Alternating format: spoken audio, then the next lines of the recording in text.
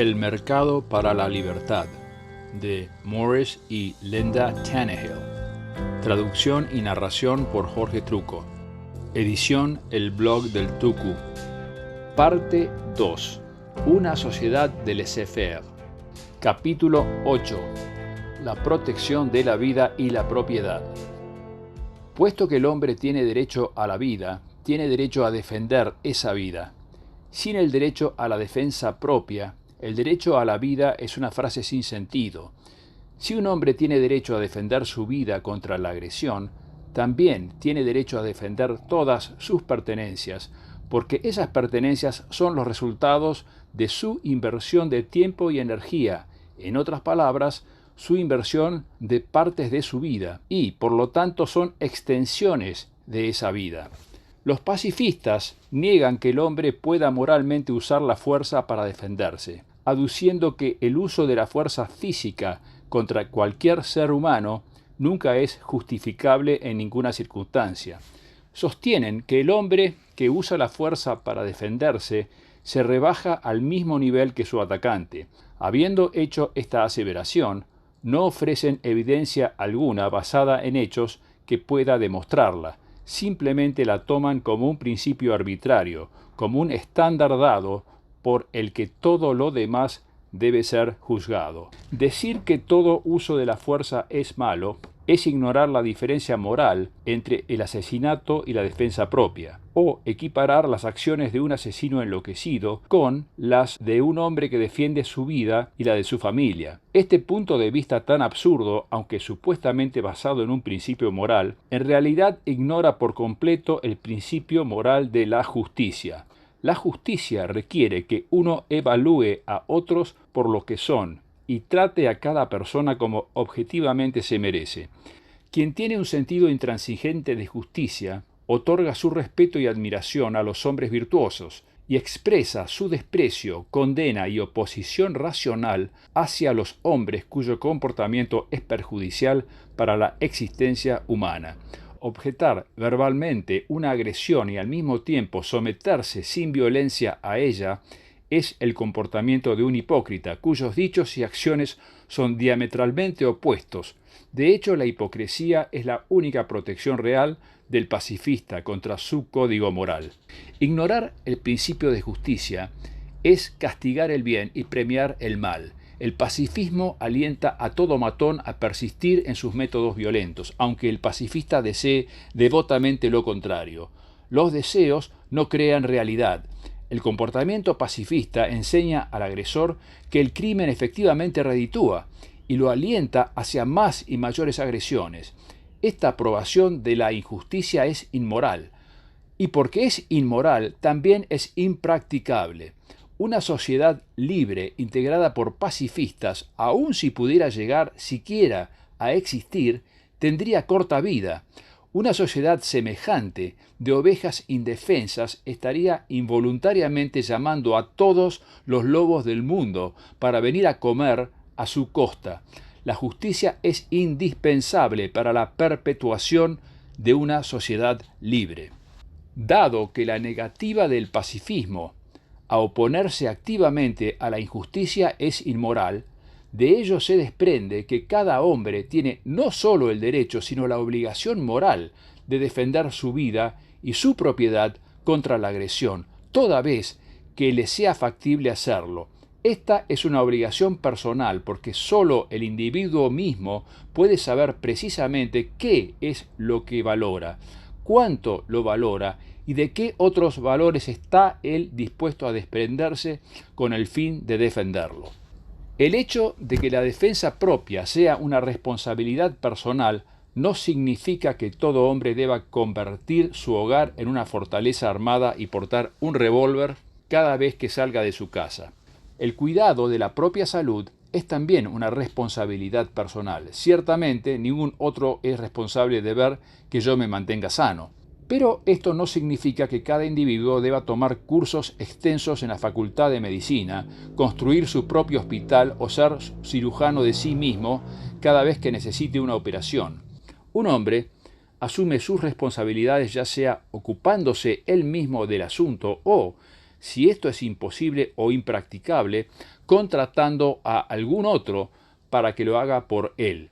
Esto significa que el derecho y la responsabilidad de un hombre a defenderse y a defender sus otros valores pueden ser ejercidos para él por un agente contratado siempre que sea él mismo quien lo designe. El agente puede emprender cualquier acción que el hombre mismo tuviera derecho a emprender, pero no puede hacer nada que el hombre no tuviera derecho a hacer, como la iniciación de la fuerza contra otra persona. Diversos defensores de la libertad han propuesto que este agente podría ser o debería ser un gobierno voluntario. Con esto quieren decir que en una sociedad los individuos, al ver que necesitan una agencia de autodefensa, se agruparían y establecerían un gobierno que estuviera limitado a actuar como un agente para defenderlos.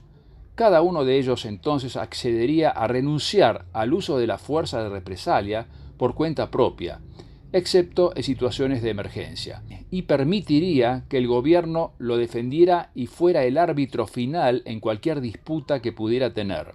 Semejante gobierno voluntario, actuando solo como un agente de defensa propia individual, puede parecer bueno en la superficie, pero un examen más profundo demuestra que es irrealizable porque el gobierno, aun el gobierno más limitado, es un monopolio coercitivo.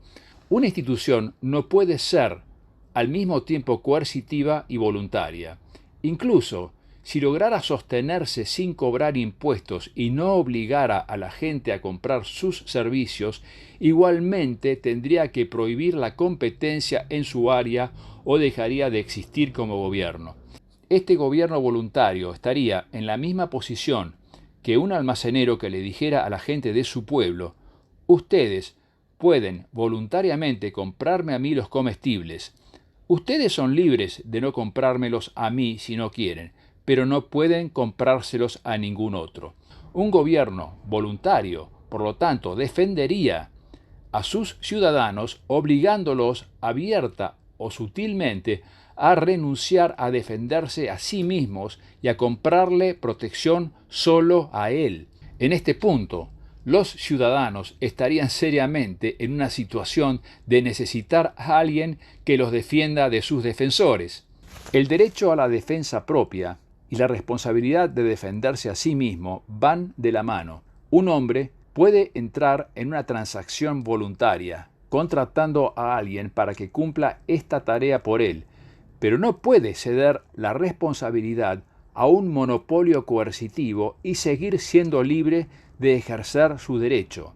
El hombre que contrata a un gobierno para que sea su agente de defensa propia queda, por el mismo acto de entrar en una relación con un monopolio coercitivo, indefenso ante su defensor. Un gobierno voluntario actuando como un agente de la defensa propia es un concepto contradictorio y carente de sentido. Los defensores del gobierno han aducido que la defensa propia no podría ser objeto de una transacción de mercado debido a que la fuerza es diferente de todos los otros bienes y servicios. Es por su naturaleza un fenómeno extramercado y nunca puede ser parte del mercado.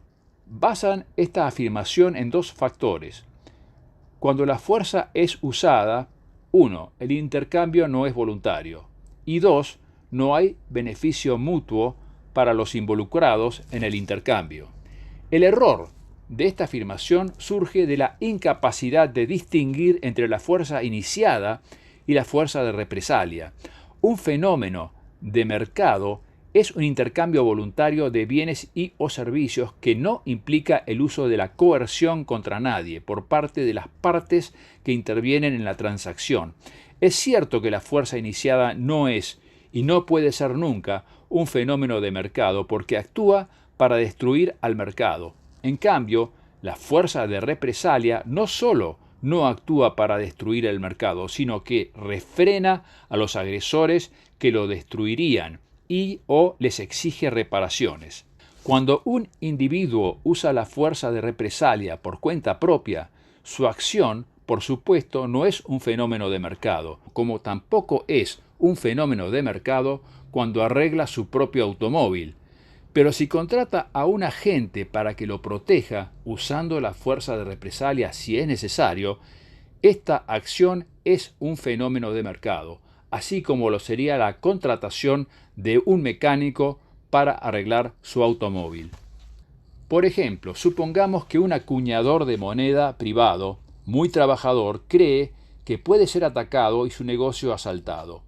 El acuñador realiza una transacción de mercado, contrata a un guardia grandote y fornido. El contrato entre el acuñador y el guardia implica el intercambio voluntario del dinero del acuñador por los servicios del guardia. Los servicios del guardia consisten en la protección y, si es necesario, en la defensa activa de la persona y la propiedad del acuñador, es decir, que el guardia se compromete a tomar todas las acciones de represalia posibles para proteger y defender a su nuevo empleador de posibles daños toda vez que alguien inicie la fuerza en su contra. La noche siguiente, un ladrón armado irrumpe en el negocio y ataca al acuñador, que se ha quedado trabajando hasta tarde.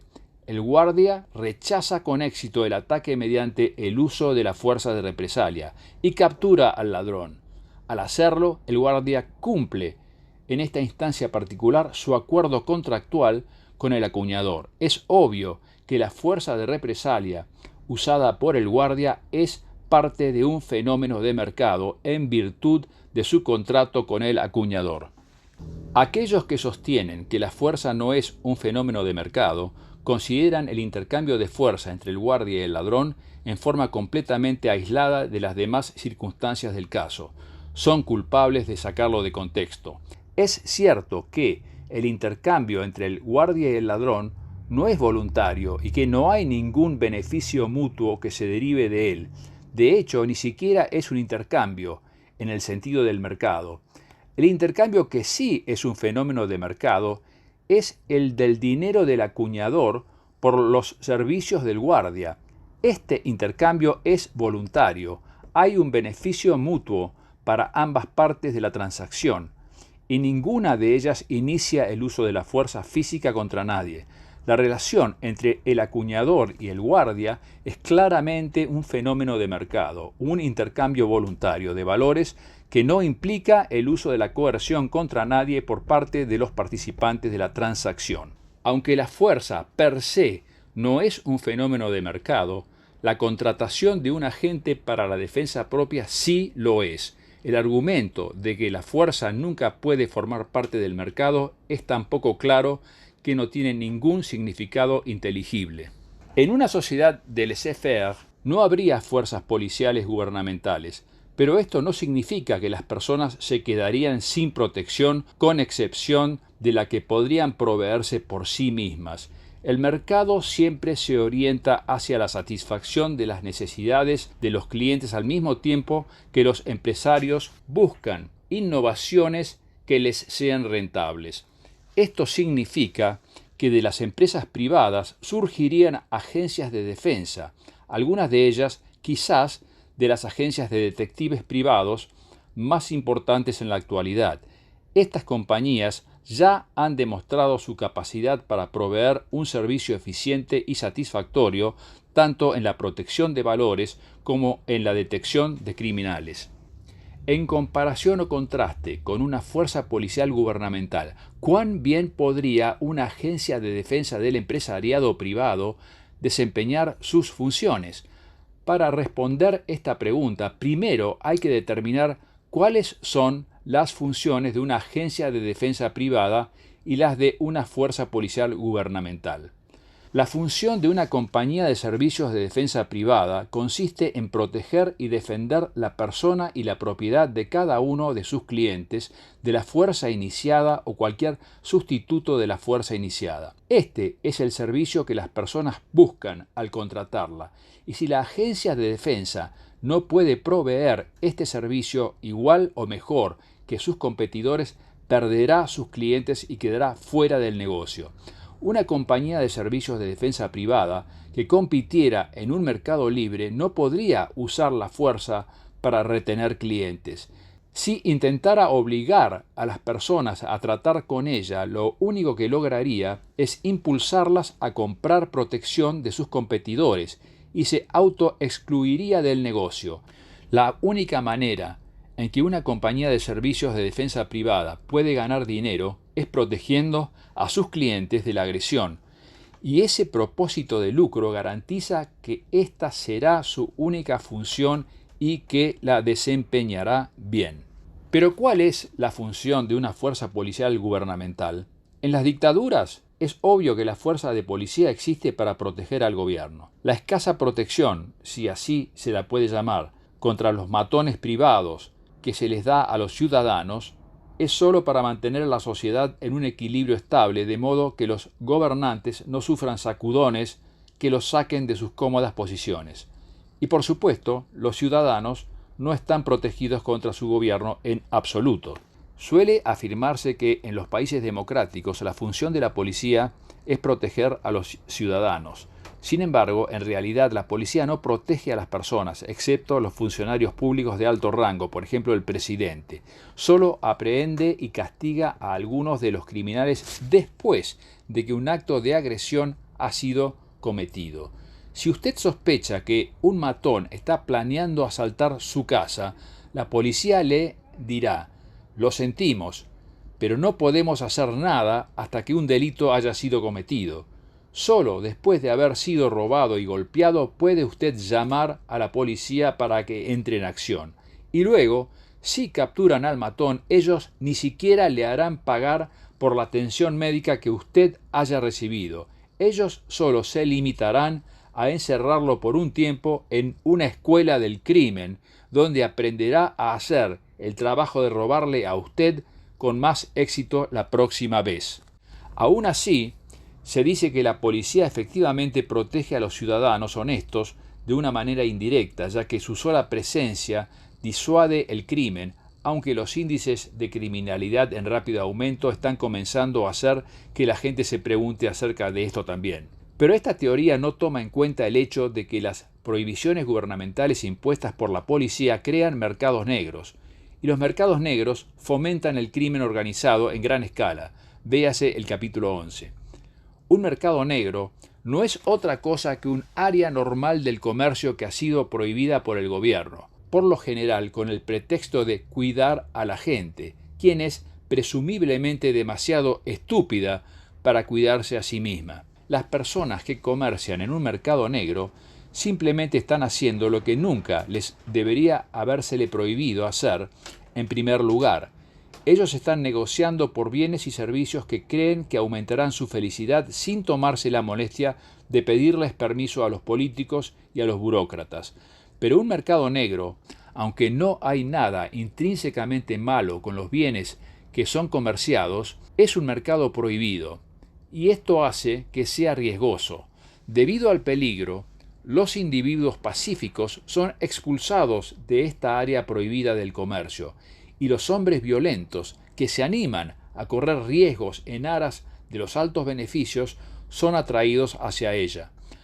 Los mercados negros atraen, crean y brindan apoyo a los criminales, y especialmente a grandes bandas de criminales. De hecho, el crimen organizado tiene su principal apoyo en el mercado negro, como el juego, la prostitución y las drogas.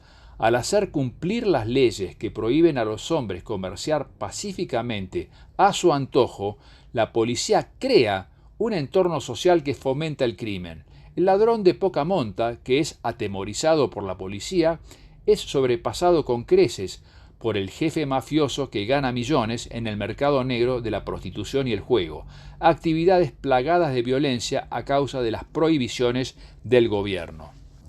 La policía del gobierno no solo posibilita aún más el crimen en vez de desalentarlo, sino que además fuerza el cumplimiento de toda una serie de leyes invasivas diseñadas para hacer que cada uno se comporte de la manera que los legisladores consideran moralmente apropiada.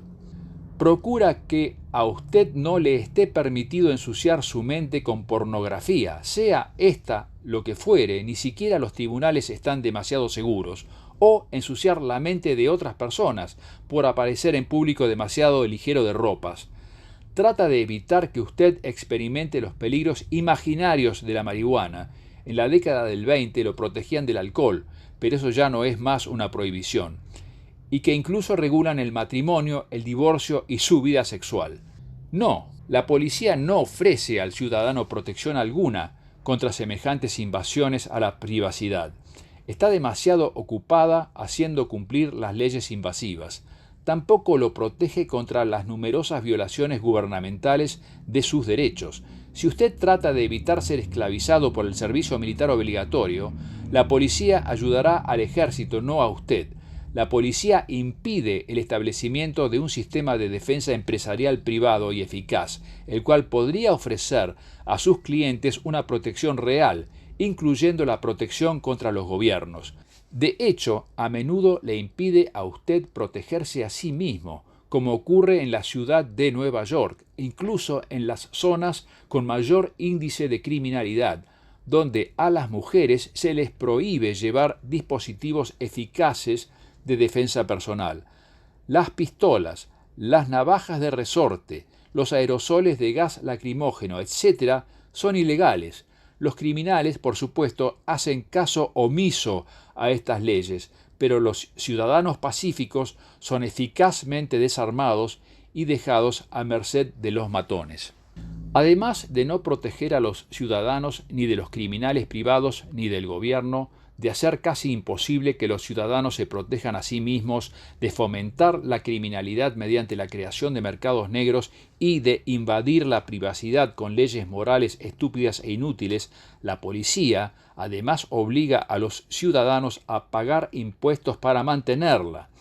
Si un ciudadano solicita ser relevado de recibir protección de la policía, rehusándose a pagar impuestos para el mantenimiento del gobierno y su policía, ésta iniciará la fuerza deteniéndolo, y el gobierno lo multará y o encarcelará, a menos que él intente defenderse de la violencia iniciada por la policía, en cuyo caso sus parientes se verán obligados a enterrarlo a sus expensas. Con todo el peso de la ley detrás, todo esto convierte a la policía en el negocio extorsivo de protección más seguro jamás concebido. Si en una democracia la policía no existe para proteger a los ciudadanos, ¿cuál es su función? Es esencialmente la misma que en una dictadura, proteger al gobierno. Dado que en una democracia el gobierno de turno es siempre el producto del orden social establecido, la función de la policía en una democracia es la de proteger al gobierno protegiendo al orden social establecido, el establishment, cualquiera que éste fuere, y la policía suele desempeñar esta función muy bien. La superioridad de una compañía empresarial privada de servicios de defensa surge del hecho de que su función, su única función, es la de proteger a sus clientes de la coerción y de que debe desempeñar esta función con excelencia o quedar excluida del negocio. Dado que el principal objetivo de las empresas de servicios de defensa sería el de proteger a sus clientes, su principal objetivo sería la prevención de la agresión. Proporcionarían guardias para las fábricas y los negocios, y hombres que recorrerían las calles, las cuales serían propiedad privada. Instalarían alarmas contra robos en las empresas y los hogares privados, con conexión directa a su oficina. Mantendrían centrales telefónicas y coches patrulleros y quizás incluso helicópteros para responder a las llamadas de ayuda. Asesorarían a los clientes que se sientan en peligro acerca de los dispositivos de protección más eficaces y seguros para llevar en cada caso particular, desde lapiceras de gases lacrimógenos hasta pistolas, y los ayudarían a obtenerlos. Probablemente les ofrecerían un pequeño dispositivo personal de alarma que pudiera ser llevado en el bolsillo y que hiciera sonar una alarma en las oficinas del servicio de defensa cuando es activado. Además de estos servicios comunes, cada empresa se esforzaría en desarrollar nuevos dispositivos de protección que fueran mejores que cualquier cosa que sus competidores tuvieran, lo cual daría lugar a una tremenda frustración a los aspirantes a ladrones. Para una agencia de defensa privada, la prevención contra la agresión sería un negocio rentable, mientras que el castigo a los agresores en las cárceles al estilo del gobierno sería un mal negocio. ¿Quién pagaría por la comida y mantenimiento de los presos si no hubiera contribuyentes a quien sacarle los fondos? Nota 1. En el capítulo 10 se examinarán las instituciones correccionales que se desarrollarían en una sociedad de laissez-faire. Sin embargo, en una sociedad gubernamental, la policía no obtiene ningún beneficio adicional por la prevención del crimen. De hecho, el exceso de prevención del crimen reduciría el negocio del departamento de policía, ya que su negocio consiste en detener y castigar criminales, lo cual requiere una buena provisión de criminales. A pesar de la propaganda en contrario, no cabe esperar que la policía esté demasiado dispuesta a librarse del alto índice de criminalidad y de las desbordadas cárceles. Después de todo, una gran cantidad de puestos de trabajo de policía están en juego.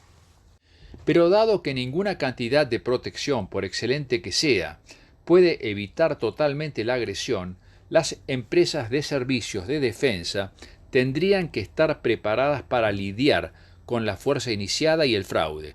Por consiguiente, ellas mantendrían oficinas de detectives, excelentes laboratorios especializados en asuntos criminales, extensos archivos de todos los agresores conocidos y mantendrían un personal experto en todos los campos de la detección científica del crimen. También tendrían los hombres y el equipamiento necesarios para aprehender agresores peligrosos, así como instalaciones seguras para alojarlos y transportarlos. Ellas también podrían participar en la administración de las instituciones correccionales.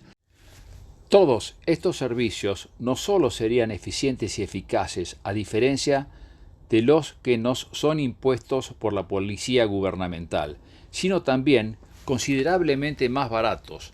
Las empresas que compiten en un mercado libre se verían obligadas a producir al menor costo posible, es decir, mantendrían sus precios en el nivel del mercado o sus competidores las sacarían del negocio. Esto marca un agudo contraste con las instituciones socializadas que no tienen competencia. Además, las compañías de servicios de defensa privadas no tendrían que gastar sus recursos haciendo cumplir todas esas leyes insensatas y tiránicas destinadas a obligar a todos a vivir una vida decente y moral, como por ejemplo las leyes contra el alcohol, las drogas, el juego, la prostitución y el nudismo, para proteger al público, licencias y leyes antimonopolio, o para sostener la vasta estructura de la burocracia, legislación impositiva. Los empleados privados de las compañías de defensa no gozarían de la inmunidad legal que tan frecuentemente protege a los policías gubernamentales. Si cometieran un acto de agresión, tendrían que pagar por él de la misma manera que lo haría cualquier otro individuo.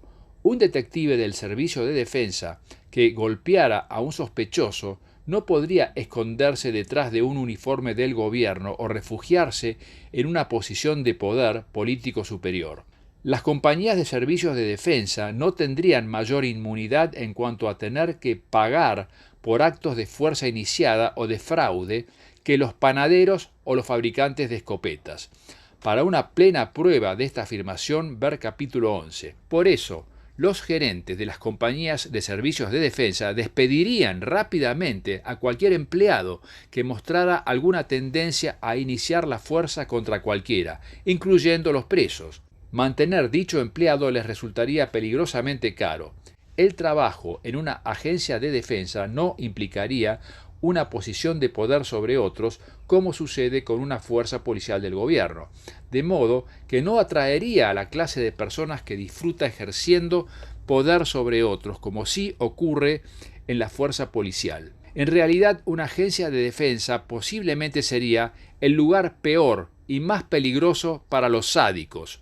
La policía del gobierno puede permitirse ser brutal, tiene inmunidad de enjuiciamiento en todo menos en los casos más flagrantes, y sus clientes no pueden abandonarla en favor de una agencia de defensa y protección competente.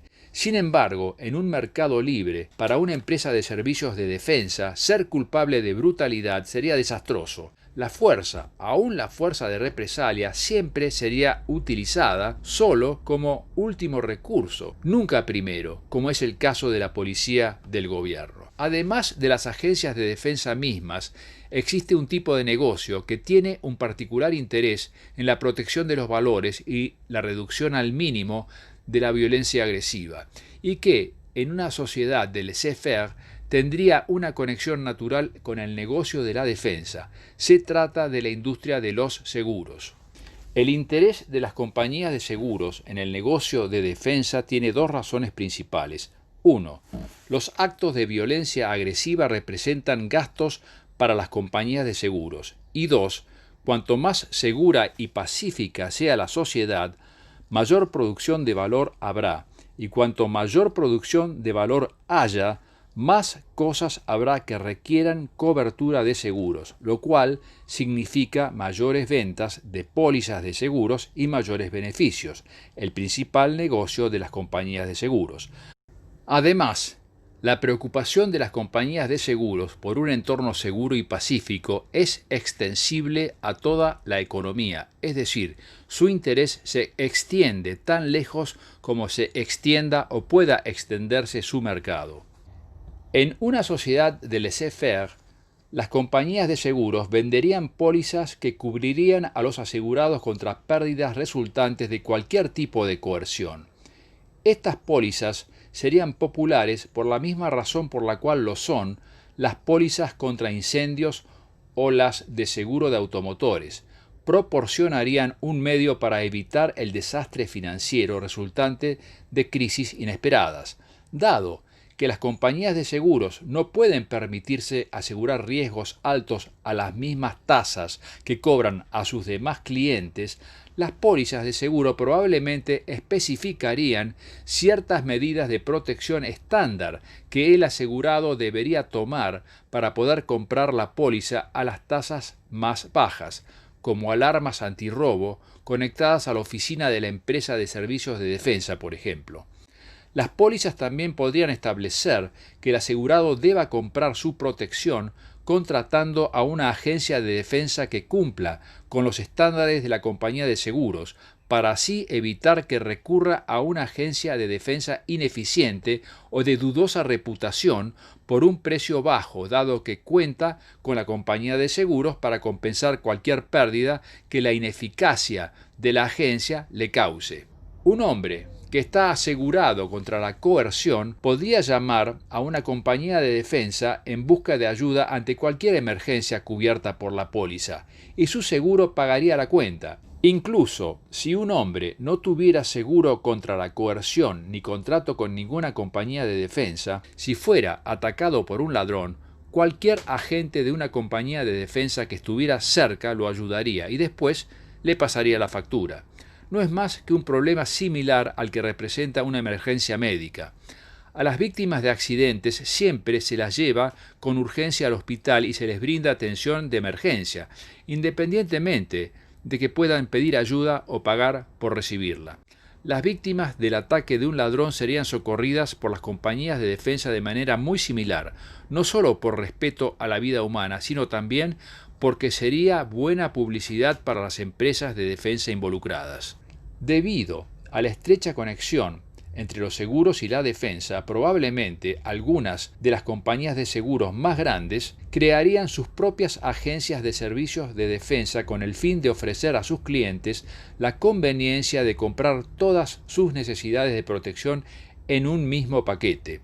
Otras compañías de seguros podrían desarrollar relaciones estrechas con una o más agencias independientes de servicios de defensa que consideraran eficaces y confiables, y las recomendarían a sus asegurados.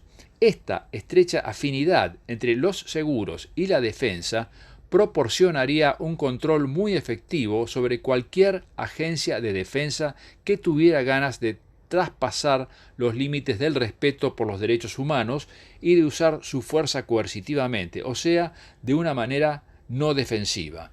Los actos coercitivos destruyen los valores, y la destrucción de valor es costosa para las compañías de seguros. Ninguna compañía de seguros consideraría de su interés mantenerse al margen mientras alguna agencia de defensa ejerciera la agresión, aun si los valores destruidos estuvieran asegurados por una compañía de la competencia. Eventualmente, los agresores podrían iniciar la fuerza contra sus propios asegurados, y con caros resultados.